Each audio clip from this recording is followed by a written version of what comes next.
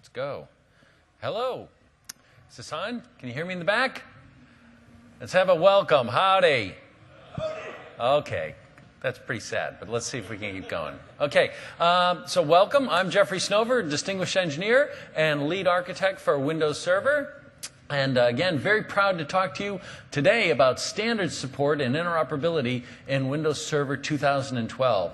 Windows Server 2012 is an amazing release, and there's a ton of great standard support for it. And we wanted to come to this audience and articulate that case. So in particular, we have standards throughout the OS, but there are three areas that kind of build upon one each other. And we thought that together, networking, management, and storage formed a really good story. So we communicate that to you.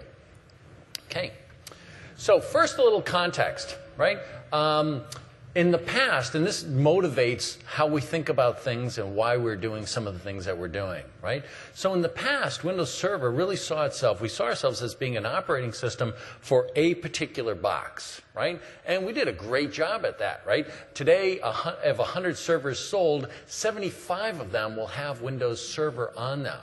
So extremely successful as an operating system for a server. But really, going forward with Windows Server, that should be Windows Server 2012, these are old slides. Windows Server 2012, we want to be a great operating system for lots of servers, the devices that connect those, whether they're physical, virtual, on-premises, or off-premises. So this is a cloud OS. And being a cloud OS, we need to do things differently. You know, everything is the same, and yet everything is different as well. And in particular, a cloud OS needs to support standards. Okay? So the traditional job of the operating system has been to abstract the underlying hardware. Right? Now, Cloud OS, we need to extend this to abstract the underlying data center itself. So that's storage, servers, networking, power distribution units, etc. And standards, and we call this, right? So, you know, years ago, the wild, wild west of computing was a random world. And Microsoft, along with the industry partners, got together and established a set of standards that we now call the HAL. The hardware abstraction layer. And this is, you know, the unsung hero of the computing industry, because it is the HAL that allows you, you know, infinite choice and surety that things are going to just work, right? None of us think about buying a new PC and wondering whether Windows is going to run on it. Of course it's going to run on it. And in fact, the new versions of Windows will run on it, and the old versions of Windows will run on it. And the new version of Windows will run on old PCs. And why does that magic all work? We don't really think about it very much. And the reason it all works is because of standards.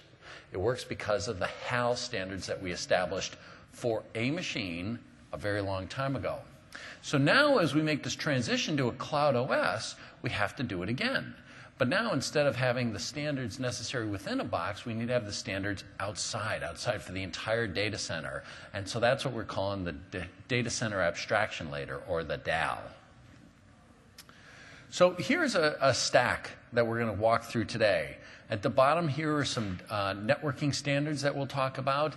DCB, or data center bridging, the ability to talk to fiber channel networks for storage. RDMA, remote direct memory access, for being able to offload information, offload processing to hardware. IP, HTTP. And then the nice thing about that is on top of that is a set of management standards. And the management standards build upon the networking standards. Why does our management work across firewalls? Why does it work across proxies? And the answer is because we build upon HTTP. Okay? So our management standards are built upon our networking standards. And upon that, we layer standard data models, SIM, standard schemas, and like SMIS and SMASH. And then on top of that is storage. And storage takes advantage of both the networking standards, RDB, DCB, as well as the management standards. Okay? And then off to the side there is PowerShell. PowerShell is a scripting language. It's an automation engine. It's essentially the glue and the user experience that ties all these things together for the IT pro. So that's the stack we'll be walking through. Now, why do you care about this, right? Why are we talking about standards? Like, just do it and shut up, right? No, no, no. Standards are very important. What they allow you to do is to give essentially that plug-and-play experience, right? How many of you have ever tried to install a CD-ROM before plug-and-play? Anyone? Okay, right. So I don't know about you. It took me over a day. It took me about a day and a half. There were IRQs, and there were jumpers, and there were IO addresses, and oh my God, and I was on the verge of tears. And people I've talked to have said, yeah, I cried. You know, it just broke down. It was just so hard. And now what happens? And the answer is, you get a CD-ROM. Well, nobody uses CD-ROMs anymore. But if you had one, you just plug it in, and Plug and Play says, oh, sniff, sniff, sniff. I discovered that device. I inventory it, like what is it, find out what it is, find the appropriate software, configure the device, bring in the appropriate software, and make it available for use by the rest of the system. Plug and play, right? So that's all because of standards. And what we need is we need the data center equivalent of that. Oh, I plug in a new server. Sniff, sniff, sniff, find a server. What is it? Find out inventory, find the appropriate software, configure the machine, make it available to the cloud. Okay? So that's why standards matter. Standards matter because they give you choice and they give you simplicity, things that will just work. Okay? So, now, the other benefit is that implementing standards means that in addition to them just work, they minimize the software, right? So like SMIS. One of my favorite things about SMIS is there's a storage array out there, and if it implements SMIS, Windows will manage it without you having to install any extra software on Windows. And here I'm being a little bit selfish. Turns out that when other people install software, drivers in particular on Windows, sometimes they work, sometimes they don't. If they don't work, we still get blamed. So not having other people's driver software on our machine is generally a pretty good thing. We invest pretty heavily in our quality and our testing, and if you use our software, we're pretty confident you're going to get a great experience. It also minimizes the steps, right? So, hey, I installed this thing. How do I get it to run? And the answer is when it's standards, the answer is just go manage it. Whereas, as opposed to, well, you plug it in, and then you got to go off and you got to find the right software, and you got to install the right software, and then you got to see if it's updated, and you got to configure it, and blah, blah, blah. If it's standards, Windows is going to have the software, and we're just going to work. And it minimizes the systems integration. How do I bring all these pieces together? Does version 3 of that work with version 2 of that? And blah, blah, blah. And often that's a pain. That goes away. And ultimately, it minimizes your risk, right? You never have to go to your boss and say, hey, you know that big check you wrote? Didn't work out so well. It's just going to work. Okay? So basically, standards-based management helps you make the data center far simpler. And by the way, we talk about this in the context of the Cloud OS, and indeed that's like our primary motivating force. But the reality is this. Reality is, if you're not going to go to the cloud, everything that we're doing here benefits you greatly as well. Okay? So it's a good deal. Okay, so with that, we're going to tell the story in a few chapters, and the first chapter is going to be brought to you by Sharad, who's going to talk to you about standards and interoperability and networking. Thanks, Sharad. Thank you, Jeffrey. Hi, can you hear me? Thank you, Jeffrey. So my name is Sharad Kailasam. I'm a program manager in Windows Networking, and I'm going to be talking to you about standards and interoperability in networking. So the slide that you saw before which Jeffrey presented, I'm going to be talking about the bottom half of that, and specifically around some features that we've implemented in Windows Server 2012, which are based off of standards, namely remote direct memory access, like RDMA, and data center bridging, as well as the IPsec, IPv4, and IPv6 standards, as well as things like Hyper-V network virtualization, which we're in the process of forming a standard around. So we'll talk about a variety of new features we've implemented and how we've done it in a standards-based approach. Before we get started, let's set some context, right? So networking is this area where we have to rely on standards. We have devices which are, we have a variety of devices, and each of them need to talk to each other. And the only way we can make this possible is through the implementation of standards-based protocols. And it's fair to say that even the internet as we know it wouldn't exist without the implementation of these standards. So standards are essential for interoperability, and that's one of the underpinnings of the guiding principles that we use in Windows networking when we're building new features. The other aspect is that we live in a multi-vendor marketplace. And as Jeffrey mentioned, we like the customer, to have a choice when you're looking to buy networking gear. And we, as Windows, would need to interoperate with whatever networking gear you decide to buy for your on-premise or cloud data centers. So there are also a number of standards bodies that we work with in defining and implementing these standards. So let's go through some of these standards bodies. Starting at the bottom left there, you have the IEEE, which is the Institute of Electrical and Electronics Engineers, which they typically define standards at the L2 layer, the link layer, and that defines standards around transmission of hop-to-hop electrical signals between devices, if you will. We also have ECMA, which is the European Computer Manufacturers Association, which is instrumental around defining standards for power friendliness, which is a very hot topic in the market today because everything is about cutting down battery usage and expanding battery life, if you will. We have the IETF, which is the Internet Engineering Task Force, which defines a number of networking standards, including things like IPv4, IPv6, TCP, UDP, DNS, DHCP, you name it. There are standards for all of those things, and IETF is the body that is used to define those standards. And that's typically at the layer 3, layer 4. And then moving up the stack, we have bodies like W3C, which defines standards in the web space around things like SOAP, for example. And finally, we have DMTF, which is the Distributed Management Task Force, which defines standards around things like virtual machines, the formats for those virtual machines, management interfaces around them, et cetera.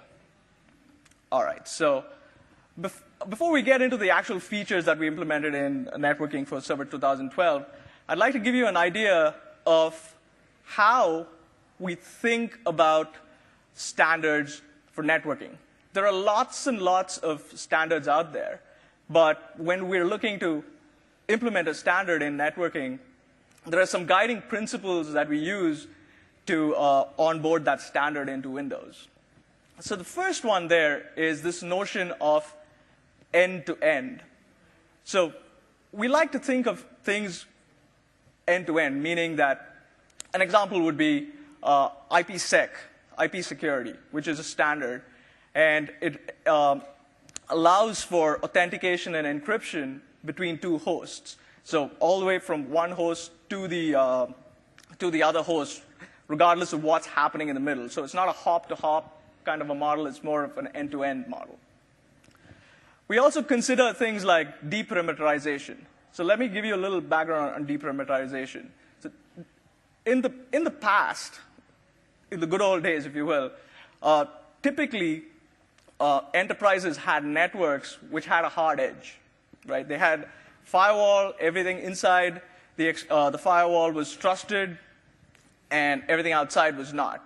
Clearly, we're no longer living in that kind of a world.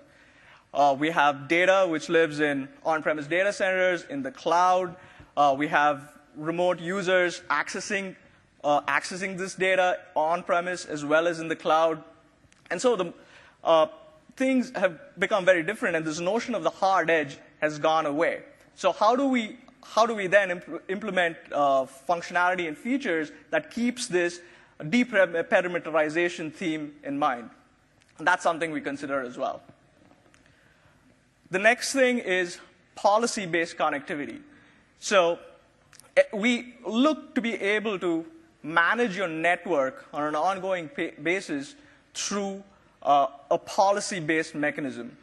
An example of this would be the Hyper-V network virtualization, which allows you to configure and manage virtual networks over your physical network. So we'll talk about that as well in a little bit.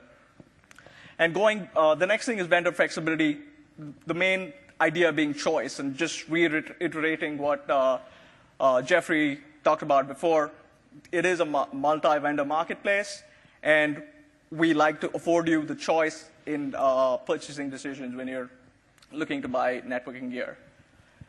And finally, we look at power friendliness. So we've got new silicon architectures like ARM out there, and we're looking at ways to be much more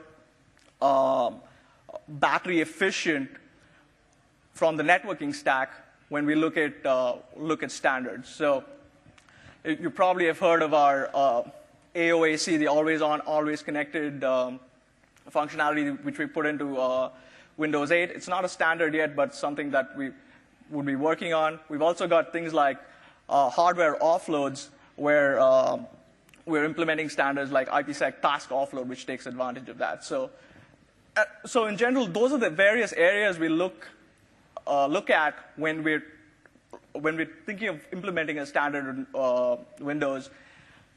And at the end of the day, it's all about interoperability. So that's the underpinnings of our view of the world, if you will. All right, so what you see in front of you is a view of a hybrid cloud network with various pieces of various devices talking to each other. So let's start on the left and kind of work our way from a remote client out on the internet, talking to various resources within the data center, and I'll touch upon various standards which are used for communication all along the way. So you've got a client sitting on the internet, which is connecting up to their enterprise network via either the public cloud or the private cloud. And in Windows, we have a piece of functionality of it's actually a server role called the Unified Remote Access Role. And as part of that, we have direct access, which under the covers uses a combination of IPv4, IPv6, and IPv6 transition technologies, which are all based off of standards to actually establish the connectivity channel between that remote client and the server on the edge of the cloud network. Now, moving into the actual cloud itself, you see a rack of servers there, and on that network, you can actually have Hyper-V network virtualization running. So network virtualization is basically is a mechanism for you to virtualize your network. So an analogy to draw would be virtual machines virtualize the hardware on which they're running. Network virtualization virtualizes the actual network on which it's running. So in the diagram there, you've got a blue network and a red network. So they could be a representative of two different departments in your organization, for example, like your human resources department and maybe engineering department. And those two networks can be completely isolated from each other. Now, one interesting thing about network virtualization is that this is a standard in progress, if you will. It's not yet a standard, but it's something that we as Microsoft are working with partners in the industry and in the IETF to make it a standard. So the first step in the standardization process is actually to put together what's known as an RFC, a request for comments, through the IETF. And then it goes through a variety of iterations to then finally become a standard. So the RFC has been written and drafted, and we're working through the IETF to actually make this a standard. So it's something which is actually being formed as we speak. Then again, we've got NIC teaming. NIC teaming is this new feature we've introduced in Server 2012, which allows you to take multiple NICs and aggregate them into one super NIC, if you will. and I'll talk about that in a little bit as well, in more detail. But the interesting thing to note is that there is a standard, the link aggregation control protocol, that is implemented as part of NIC teaming. We've got data center bridging, which is an IEEE standard for converged storage and networking traffic, and RDMA, which is remote direct memory access, which allows for SAN-level performance with virtually no cost, which is also an IEEE standard, and I'll talk about that more in detail as well. So let's start with IPv4 and IPv6. So as probably a lot of you know, last year, the IANA, Internet Assigned Numbers Authority, stopped handing out IPv4 addresses, right? So gone are the days when IPv4 was the emerging technology.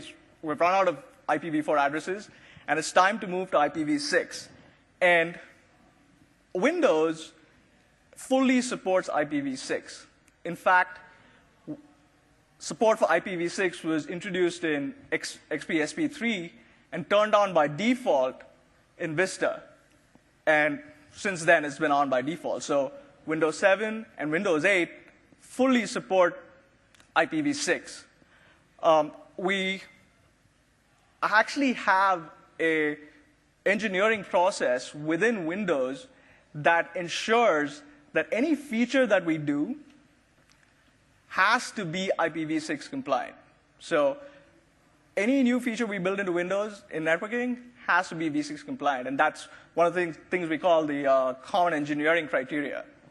And so we have some strict processes in place to ensure that this happens. We take this very seriously. We also work with third parties, certification bodies to ensure Windows is IPv6 compliant. So we have an internal process as well as an external process. So being IPv6 ready is something very critical to us. All right, so let's talk about NIC teaming. So just a quick overview of NIC teaming. In the diagram here, you see 3 NICs. And the idea is you can take those 3 NICs and combine them into 1 NIC. And what you get out of that is a number of different capabilities. One would be failure detection. So if one NIC goes down, the other NICs can take over and take over the traffic, which was supposed to go to the failed NIC. You also have bandwidth aggregation as well as frame distribution. So you get better throughput across your server. And we have the LACP, which is a link aggregation control protocol, which can intelligently distribute the traffic between the NICs in a team. And there are two different modes in which NIC teaming can run. The first mode is called the switch independent mode. So in this case, you've got the team, the NIC team on your host actually connected out to three different switches in this case. And the idea being is that if one switch goes down, the failover will automatically happen to the other two switches. And you've got switch-dependent mode. In this case, the NIC team is bound to a single switch, and you can have LACP, which is a link aggregation control protocol, running on the host, which allows for the switch to be able to distribute traffic between these NICs more effectively. This is an IEEE standard, LACP. So that's an example of something we've done in Windows Server 2012 using an IEEE standard. Data center bridging. So data center bridging comes into play when you've got storage and Ethernet traffic in your data center, right? So typically, storage traffic is very bandwidth intensive, and so you want to be able to define some cost metrics to be able to have good distribution of traffic so that your storage traffic is not just like hogging the bandwidth. So that's where DCB comes into play. We have QoS improvements we've made to the networking stack in Windows, but that doesn't quite take care of the converged scenario, because the convergence is only happening on the mini port itself. And so you can enable DCB, and that allows you to define various traffic classes, if you will. And with those traffic classes, you can then define how much bandwidth each one of those classes is going to get. So that's another example of an IEEE standard that we've implemented in Server 2012. And looks like another instance of an old slide, but hey, we'll let that slide. And finally, we've got remote DMA. So remote DMA essentially allows you to transfer memory remotely from one machine to another without the CPU ever having to get involved. And this is implemented by our SMB stack in Windows Server 2012. And basically what that means is that you're cutting down on your CPU utilization while getting like super throughput, right? And in our initial testing, we found that the CPU utilization drops by about 2/3 with the when you use our remote DMA. And basically, the NICs can discover the remote machine's capabilities, and if the remote machine does support RDMA, then it'll use that as a preferred mechanism, and you get this fantastic performance. So CPU utilization drops by about 2/3. The access latencies is almost like you have a local disk. Even though you're accessing a file over the network, it feels like that file was local. And yeah, as part of the build keynote last year, we actually showed that you can get about 2 gig per second with less than 1% CPU, which is amazing. So I'm going to wrap up my section and basically state that networking is all about standards, right? Even the internet that we know and love is built upon standards, and that's our bread and butter. We talked about the guiding principles like end-to-end, deparameterization, vendor flexibility, et cetera, which are our guiding principles for networking. And finally, we talked about a number of features that we built into Server 2012, that, like LACP for NIC teaming, like data center bridging for converged storage and Ethernet traffic, as well as RDMA for low latency and high bandwidth storage. And so in terms of a call to action for you when you leave TechEd and go back to work, first thing would be to deploy IPv6. Most enterprise networks still are on IPv4, and the number of challenges with moving to IPv6. But the good news is, from Windows, we're ready, and it's something which is going to happen sooner or later, given the IPv4 address exhaustion. So it's something for you to think about and start migration from v4 to v6 for your networks. Second thing would be deploy direct access. Direct access is our next generation remote access offering. And it uses a number of standards like IPsec, IPv6 under the covers. And we've made a number of improvements to it to make it really simple to deploy. So deploy direct access. Use NIC teaming in your data centers. Most servers already have NIC teaming enabled in some form. But if you don't, and you're the minority 25%, then look at NIC teaming as a new technology for you to deploy in your data centers. And finally, get SAN-like performance with low cost using remote DMA. And with that, I'm going to hand it off to Wojtek, who's going to talk to you about standards and interoperability and management. Thank you. Someone open. Oh, great. Hi. I'm Wojtek Kozaczynski. I'm an architect in Windows Server Management Group. And in about 20 or something minutes, I'll try to explain to you what we have done in this, in this middle layer of standards, which is what have we done in the management and how we implemented a number of interesting things. And this is kind of stating the obvious that there is no management interoperability if there is no standard interface and protocol. So if you were to manage a disk or you were to manage a network switch, you would like to manage them the same way. If you for every device, you will have to design an intermediary by which you will talk to it, and there will be a different protocol, you eventually doomed. And you're doomed because it will complicate your deployment. You will have to maintain all those different, intermediate layers and consume additional resources, notwithstanding the fact that it may actually also open a security holes, right?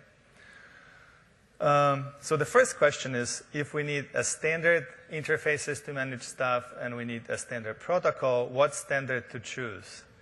And you may remember that old joke, which is, what's good about standards? There are so many to choose from.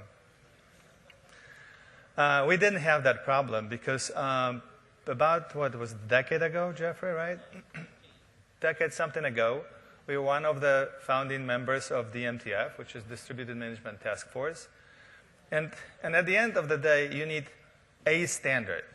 And usually there is something not quite okay with it. So you fix it, right, if it doesn't fit your needs. How many of you, show of hands, are familiar with the DMTF and all this other stuff? Okay, so some of you. Excellent. But if you look at the DMTF standards, you can kind of think of it as three pieces. One is that there is CIM, which stands for Common Information Model, which is a very precise description how to describe an interface. So it's interface semantics. There are languages in which you can describe the interfaces. There's one is called MOV, the other one is called CIM-XML. And that defines how if you were to describe how, what the interface will stick out of a disk or will stick out. Jeffrey in his talk yesterday was talking quite a bit about Arista switch, and we're working with them. What interface will stick out of the Arista switch so we can talk to it and configure it? That's the CIM defines how you describe that interface. WSMan protocol is the protocol which is, as you could see on the previous slide, it's built of all the networking protocols that implements a set of operations, management operations. I'll talk about it briefly.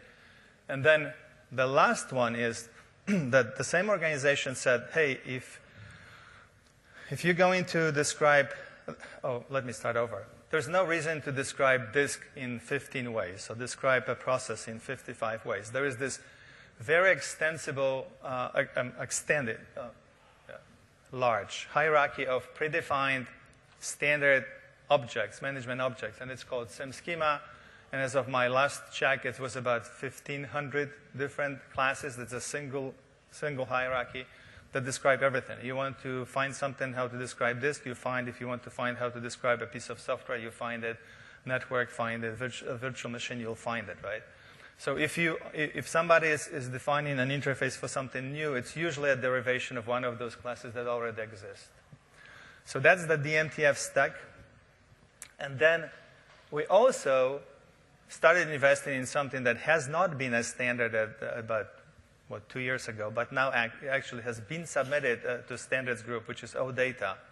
Show of hands. How many of you know what OData is?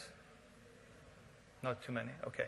So OData is a standard for defining RESTful protocols. It's been started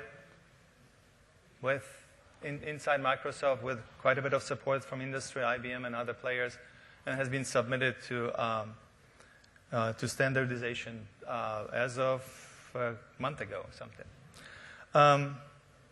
So those are the standards we chose. And when we started looking at what we at that time called Windows Server 8. That's why you see those Windows Server 8. Now it's 2012. Then we set quite ambitious objectives for ourselves. One is that we would like a single management infrastructure, all those layers that span Windows and non-Windows. And you may scratch your head and say, why the hell is Microsoft thinking about infrastructure and non-Windows? Very simple reason. We will manage clouds, and in the clouds there are Windows and non-Windows devices and things, switches and disk and other things. And we don't want to actually manage them differently. And our contract with the industry is that if you will be managed through standard way, we will be managed through standard way. So we said, okay, we'll figure out how to make an infrastructure that spans Windows and non-Windows. If we do this, we would like to have a single programming environment for instrumenting devices that run in Windows, on Windows, and devices that run on Linux or Unix, right? Then we said, okay, now let's go and say how people will be managing. And we said, PowerShell is the king. And I say that because Jeffrey's in my group. No, just kidding. So we said, hey, if you want to manage anything, manage that through PowerShell, period, if you're managing from Windows. But then the question is, what the hell are you supposed to do if you're not managing from Windows? If you're managing from something else. And we said, okay. So for those cases that you're not managing from Windows, we said, we will expose OData, which is REST protocols, to manage our environment. So we will, if you manage in Windows, and if there is PowerShell underneath, I'll show you in a second, then we can always expose OData interface and you can manage us. So another way of looking at this, if you look at those objectives, you can think of two groups, two communities that we had to address, right? On the right-hand side is the community that actually builds the management interfaces. So those, I don't know how many of you are on that side, but if you instrument in your software, drivers, services, devices, then right-hand side is the community that actually writes that thing, what I usually refer to as the management surface, right? That's what I'm talking to. And for that community, we would like to make it dirt simple to instrument your stuff. Oh, maybe dirt simple is a little bit overstated, but remove the friction. Make it relatively simple so you don't stumble upon things that you shouldn't stumble upon. And then on the left-hand side, you have the community of users, which is the IT pros. And for those guys, we said, hey, you manage everything from PowerShell. From PowerShell, you can manage Windows, non-Windows. And if you're not in Windows, then you will have OData. So let me now go quickly through what we have done. So in terms of one management infrastructure, and the picture at the bottom shows a few pieces. So kind of from the middle, we created a completely new API for writing what is called providers. So if you're familiar with WMI, you define a class, which is the interface through which you manage, and then you have to write a provider that implements the behavior of this class, which is the guts, right? That's the thing that actually makes the management stuff. And we said one of the biggest complaints about the interfaces of WMI in the previous version was difficult. It was difficult to write those providers. We said, the hell with it. We created completely new interfaces that are much simpler. Then we said, okay, so to address this management infrastructure that is in Windows and non-Windows, we created OMI. And Jeffrey announced that OMI yesterday, the first time, stands for Open Management Interface. I'm sorry, infrastructure. Infrastructure. So think of it this way.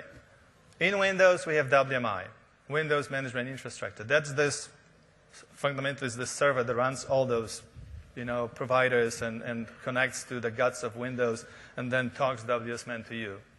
On non-Windows, it's OMI, and I'll talk a little bit about it, right? And then we fully implemented the WSMan. If you work with WSMan in the previous versions of Windows Server, you knew that it was not complete. There were some things that were missing. Right now, WSMan is complete. It's a full implementation.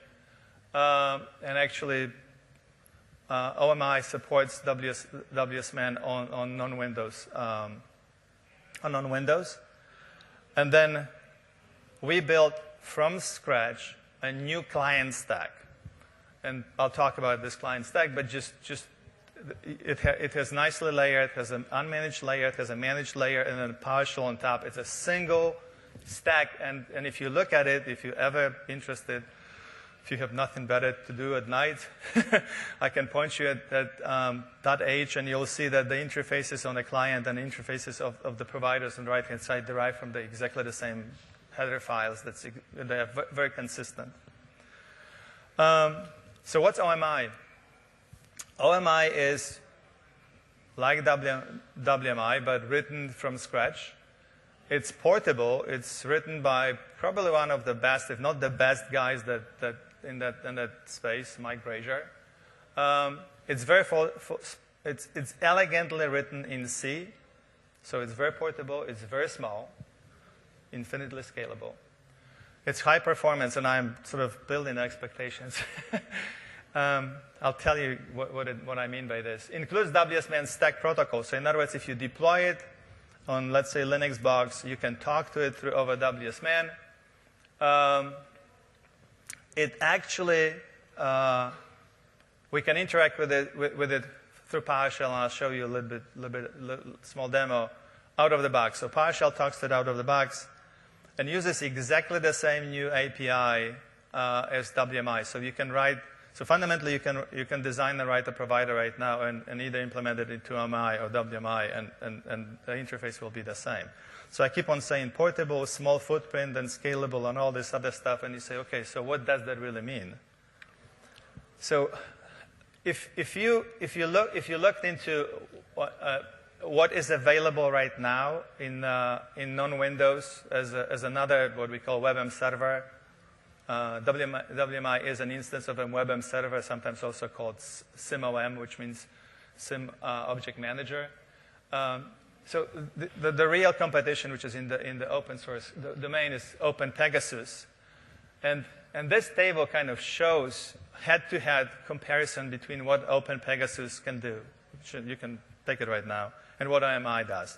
And I think that the right column is an indication of how superior that thing is, right? The OMI, one of the major reasons is that actually the guy who wrote OMI also wrote OpenPegasus, so he knew, so he knew what not to do. He came to us and said, I think I know better how to do that, right? And we said, sure, Mike, go ahead. Now, you may have like a question like, why the hell would Microsoft donate that thing to the open community, which Jeffrey announced yesterday the first time? And it's simple.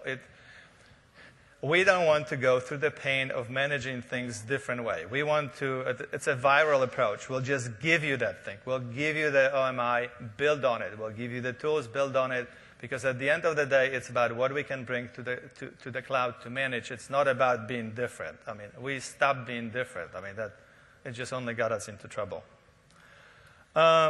Let me talk a little bit about what we did in WinRM and WMI, which is now we're back into Windows. So OMI, you can download it. If you have nothing to do tonight, you can download. Do we have a URL somewhere? I think. You can download OMI today and try to run it. Actually, it runs also on Windows if you build it.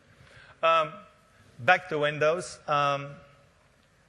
WMI is an old lady. I mean, in the internet years, she's ancient. But we have done quite a bit, which is, first of all, let's start from WSMan. We made WSMan a default protocol. If you worked with WMI in the previous version of Windows Server, the default protocol was DCOM. We kept DCOM. We kept DCOM not because DCOM is faster. We kept because head-to-head comparison between WSMan and DCOM is that they're about the same right now. We optimized WSMan. So there's no much difference. We kept it for backward compatibility. Remotely, WSMan is the default. Locally, we'll kick into to DCOM, but you can change it to WSMan. So you can you can now manage without DCOM from remotely and locally, period. We greatly simplified development of WMI providers. Is there anybody in the audience who ever wrote a WMI provider? Sympathize with you. Lucky everybody else. It was a pain. Right now, it's like this. You sit down with a tool, you define your class. By the way, I'll be in the booth tomorrow, PowerShell, Windows Server PowerShell booth. If you want any details, please come. I'll show you that stuff. We don't have time right now. But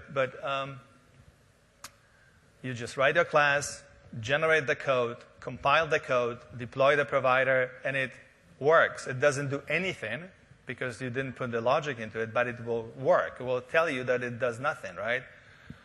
Just to get to that point in WMI was a pain, right? In other words, we removed all the friction, right? And now all you need to do is just put your logic, which you should know what you do, right?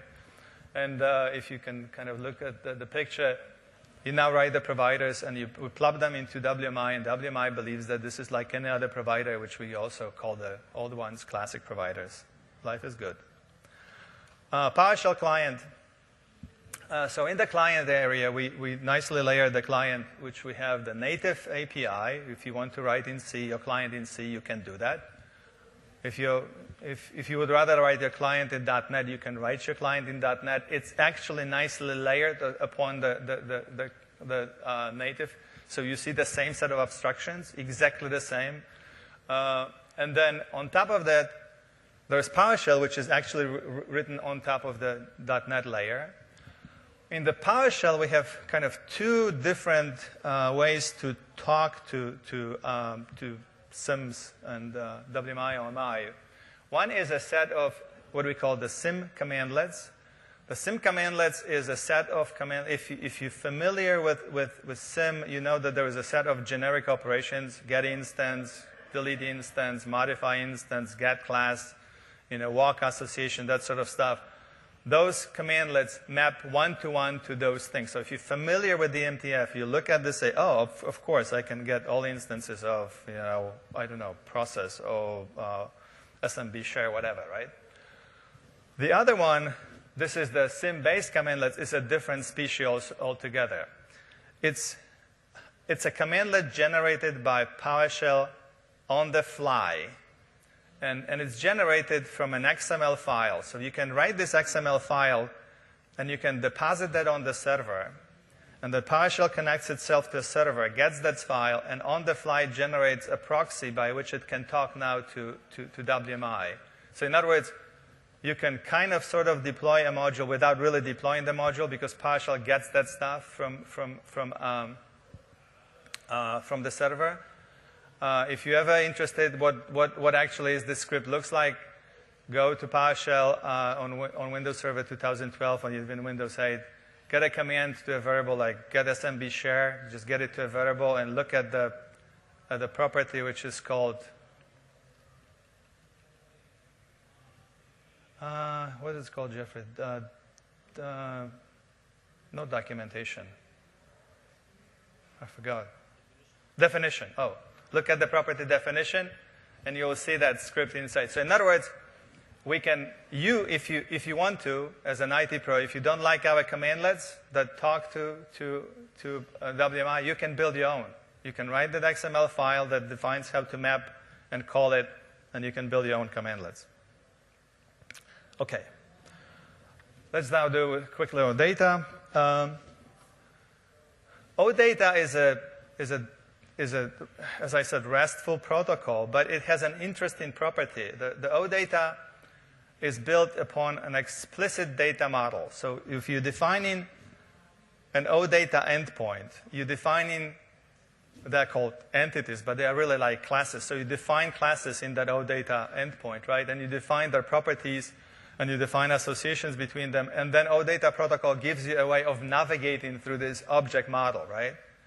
What we have done, we added a dispatching layer, which is declarative layer by which we can map or put OData interface on top of PowerShell modules. And you can scratch your head and say, hold on a second, PowerShell modules don't have an explicit data model, right? But they do have an implicit data model. What do I mean by this? If you go and say get disk, you can infer the definition of a disk, right? You look at the properties of return and say, oh, PowerShell knows about disks and knows about, this following properties of the disks. So you may say, hey, there is actually a notion of a disk. So what do?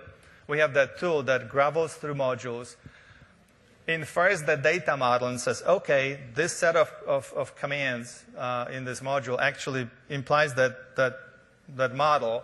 We give it to the OData and we write, and so we give it to OData as one of those declarative specifications, and another one that we tell how to call into PowerShell, and therefore we can do whatever. We can expose fundamentally OData interface upon any PowerShell module. This is phenomenally powerful and infinitely malleable. And by that definition, we can go through PowerShell to WMI or anything else. So let me, since I'm really short on time, let me show you a few quick demos which I actually screen captured, not to fiddle here with the keyboards and networks that may not work. So I have three very quick. Yeah, it's unmanly, but I value my blood pressure. It's like trying to figure out whether I will get connected to the server that's in Redmond. It's like raises my blood pressure too high. So I have three quick demos. One is that shows how PowerShell talks to non-Windows things which are BMCs, which is motherboards, right? Motherboards one runs on and it's a broad. Oops, let me see. So this is how it goes. Does it go in? Yep.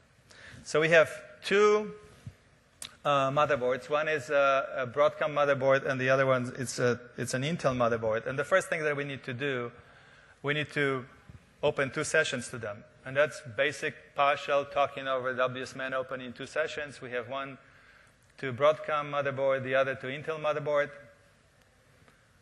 Bingo, it works. And now, it works because it's a video. It worked. I was typing. But because, let me stop for a second. There's an important point. Because these manufacturers of the boards implemented standard interface, which is defined by so-called profiles, smash and dash profiles, we can expect certain things from them. And we expect that they actually implement this class, which is sim chassis. And therefore, we can inquire what they are. And they will tell you, I'm an Intel and I'm a Lenovo, right? And then, there you go. So one is a HP, the other is a Lenovo, right?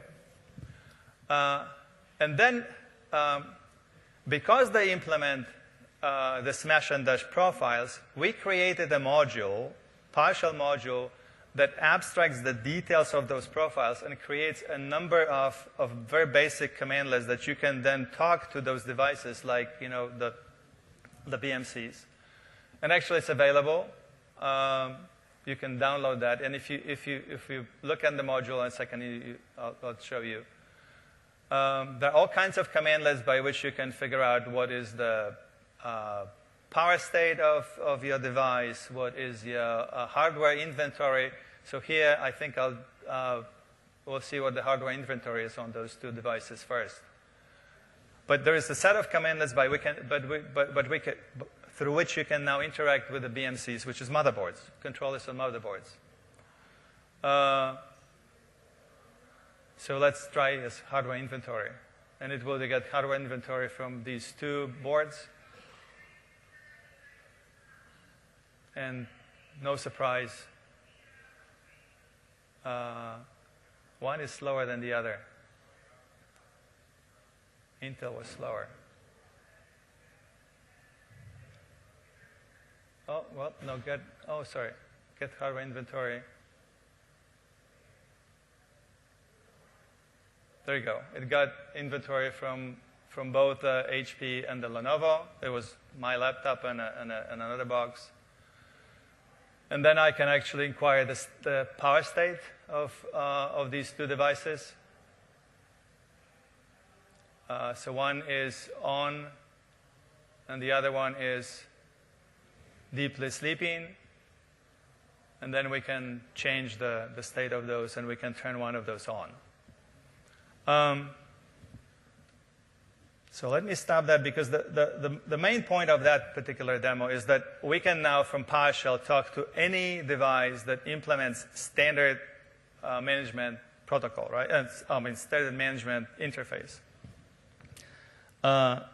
This is another demo that shows how we can talk from PowerShell to OMI. So OMI is running on Linux. So I'm getting a session to the Linux box. Let's figure out whether this is a Linux box. It is a Linux box. As you could see, it says Linux. So PowerShell talks to a VM running Linux, and OMI runs on it. And just for fun, we implemented two providers on it. One provider actually finds directories, and the other provider, one class implements definition of a directory, and another class implements a definition of files. So I created a description of a directory, which you can see it's /opt. And then let me stop it quickly. So that got that directory. As you could see, I could get from PowerShell running on Windows a directory on Linux. And then the files that are in that directory are associated classes. So in a second, I'll get I got an associated classes. So fundamentally what has happened that I found the directory and I said, find me all associated files. And you could see that that listed the files in the directory that actually contains OMI itself on that Linux box. And the third quick demo, so this was PowerShell right here talking to Linux. And the last one, I'd like to show how Linux can talk to Windows 2012. So I'm now in that Linux. I opened Chrome browser, and I'm now getting into the OData service on that box. And that service just implements basic classes. One of them is this net IP address. So I can now, from Linux, using the OData service, I can now enumerate net IP addresses. This is the definition. So that's a command that the OData service tells you everything it knows. This is this model that it runs with. So now I can do all kinds of interesting stuff. So I can enumerate those. So that says that there is actually a set of, I can enumerate all the net IP addresses. So I will enumerate them. It goes quickly, but I ask that to be actually enumerated and then shown in JSON. So here it's how the net IP addresses that I got through data look represented in JSON. And I can do all kinds of stuff. I can, for example, find out how many of them are there. So this is one address. And now I believe I'll just get the number of those.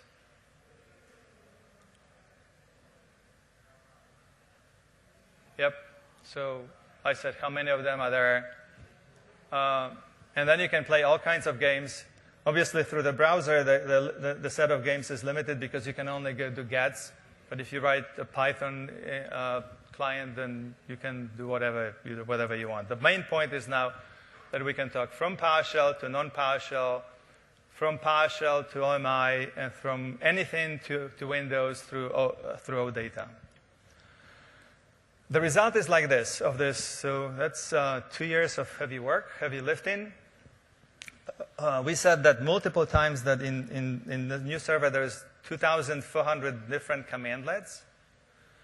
Almost half of those commandlets, almost exactly half of those commandlets, are those commandlets that have been automatically generated from those CDXML files. PowerShell can access any device that speaks WSMan. If something talks WSMan back, PowerShell can talk to it. Any client implementing WSMan protocol can talk to Windows. That's the other. So in other words, Windows exposes WSMan protocol.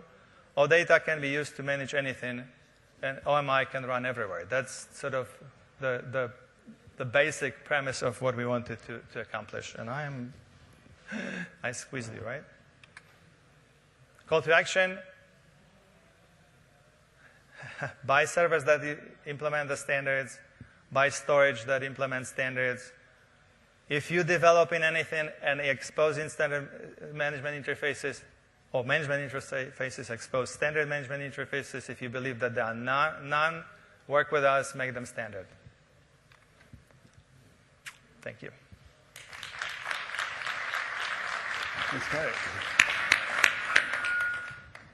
I opened, but I didn't drink from it. Good afternoon. I'm Gene Chellis, Director of Program Management for the Windows Server Storage and Availability Group. We're going to talk a little bit about storage. We've seen the stack, started from the bottom. Storage is a domain of some application that you can use all this plumbing and the management stack for in order to be able to actually accomplish the objective that you need to get done. So we're going to talk about storage, and then I'll come back and show the SMIS layer, which is really in the management space, but it's how you use standard space management to enable management of storage on Windows now. So just a little context about storage and interoperability. So we think that for storage, getting back your data is the essence of what interoperability is all about.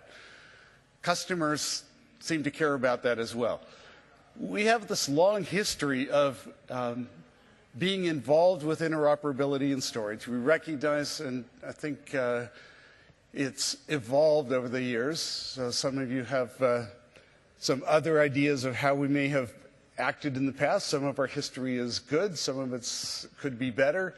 But I want to tell you a little bit about where we are currently and some of the engagement, both on the formal standards and on some of the de facto standards, particularly where we are defining some of these things. And it's similar to what you heard earlier. We're defining the way that interoperability works, but then we're going out and engaging and enabling the industry to be able to use those. So let's start with NFS. NFS is, as most of you know, the network file system. It's the remote file system access for Linux and Unix, developed originally by Sun. We've shipped an NFS server, v3 server and client since 1999, so it's been a while. It's evolved in different ways that we got it out to the market, but we've had this there as a way to interact with Unix and Linux systems for quite some time. With Windows Server 2012, two things that are new. One is that we used the work that we did on SMB continuous availability, and we drove that into the NFS server. So the NFS v3 server now has continuous availability. It has transparent failover the same way that we build for SMB within the scope of what the NFS protocol can do. It's a great way, for instance, to deploy VMware running against Windows storage using NFS v3. We also built the a brand new NFS v4.1 server included in Windows Server 2012, RFC compliant, and take a look at the performance if you care about that.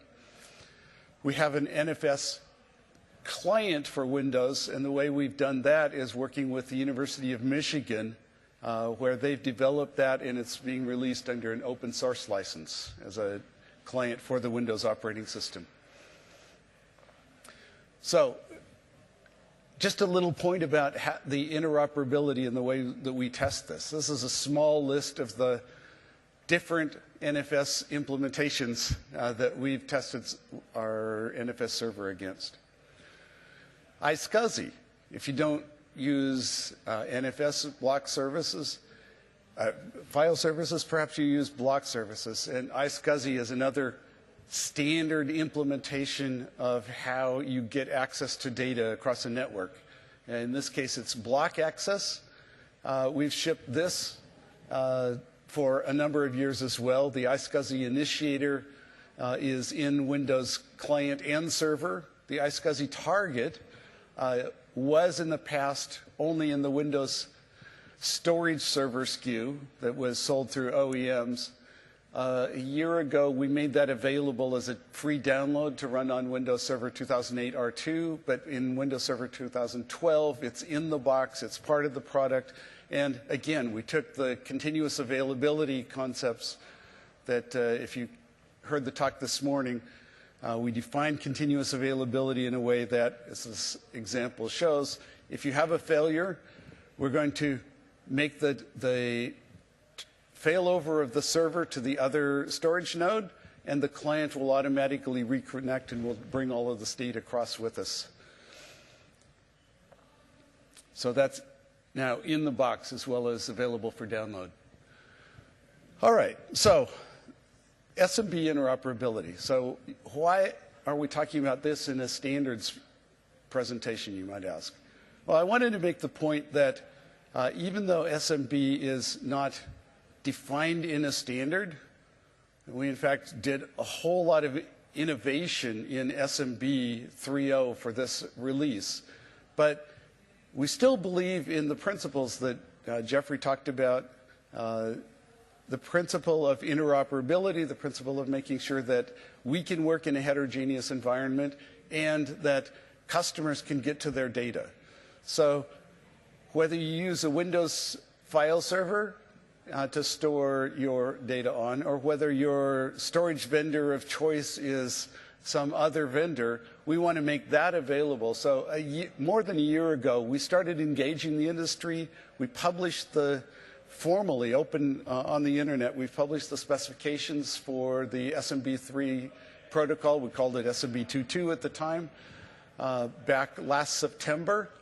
And we've been actively working with a number of storage industry partners on this so that multiple vendors are implementing it. Two of them, EMC and NetApp, have announced that they will have support by the time of Windows Server 2012 general availability. There's a number of other vendors that are also working on that. So it's our protocol, but it's also being implemented and engaging in the industry. For instance, last fall we did a plug fest, and I just wanted to throw up a few of the companies that are involved in the SMB interoperability testing that we sponsor at the SNIA event in the fall. All right, SMIS interoperability. So we heard about the plumbing layers that Wojciech told you about how we manage various components in Windows. And in the past, the way we managed storage was we had a separate proprietary model called VDS, Virtual Disk Service. And if you wanted to have storage as a storage vendor and have it be managed by Windows, we had one choice. We said, implement a VDS provider. If you did that, Windows could see it, we could manage it. That was all fine. Turned out that there was this developing standards about how you manage storage called the Storage Management Initiative Specification by the SNIA organization. And our storage partners started telling us, hey, we're implementing this standard already. Why don't you implement to that standard so that you can manage us and we don't have to write a separate provider? We said, okay. So about 2 years ago, we joined the SMIS technical working group. We have been participating in changes in the definition of it. One of the program managers at Microsoft is an active proponent and push on that. We've built the SMIS implementation, and we've built it into the Windows Storage Manager so that you can manage an SMIS-based storage just like you can manage a VDS model. So this example is just how we do that in parallel. You can still write a VDS provider, or you can write a SMIS provider. So since I have about 4 minutes left, I'm going to run this demo really quickly. The point of the demo is just to show you an example of how we do this. This is Server Manager. We're going to go look at storage pools. In this pool, you can see a pool that, as you can see in the lower right, it's coming from a Clarion storage array. It has a bunch of characteristics that are not part of Windows storage, but we can expose that because the SMIS provider will bring up those properties and Storage Manager can get it. So we're going to go create a new virtual disk based on this pool. Click, give it a name. The storage pool is selected from the context that we took. And then storage layout. Here, I'm going to stop.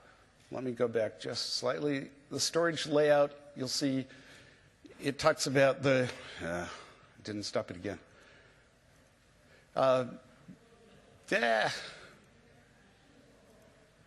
Okay, see if I can get this to, yes. So it's got RAID 5. RAID 5 is not something that we've implemented like that. So this is coming from the Clarion storage array up through SMIS to Storage Manager, but then we expose that to you so that, as an administrator, so that you can use those characteristics to choose as you set up the way to run this on your system. Same thing with the next slide, thin provisioning. And you can use thin provisioning to specify here a volume size that's larger than the actual free space that you have in the disk. That's provided by the Clarion array. You're familiar probably with thin provisioning. Now the wizard is just going to go create that virtual disk down through SMIS, tells the array what to do. It's going to go zoom from that into the new volume wizard, set up a volume which will then make that virtual disk available to Windows with the typical drive letter or local volume. And then just to round out the story here, in the next few seconds, it's going to go run that wizard, show you then how that you can see that in Storage Manager as a disk, part of a pool. You can see the physical disks. You can see the volumes. All of them are up here as different views as you could pivot that around in Storage Manager. But the point of this demo is just the array is doing that, providing the capabilities. We're just piping those up through the management interfaces that we talked about, so to make that available to you in Windows and without the vendor having to write something different. So one more slide here on some additional information about availability, and I wanted to point you, as you're interested in that, there's a whole lot of information about our protocols, the openness approach, the interoperability bridges, ways that we try to endorse and engage the ecosystem in making sure that heterogeneous systems work for you and your organization. With that, I'm going to hand it back to Jeffrey.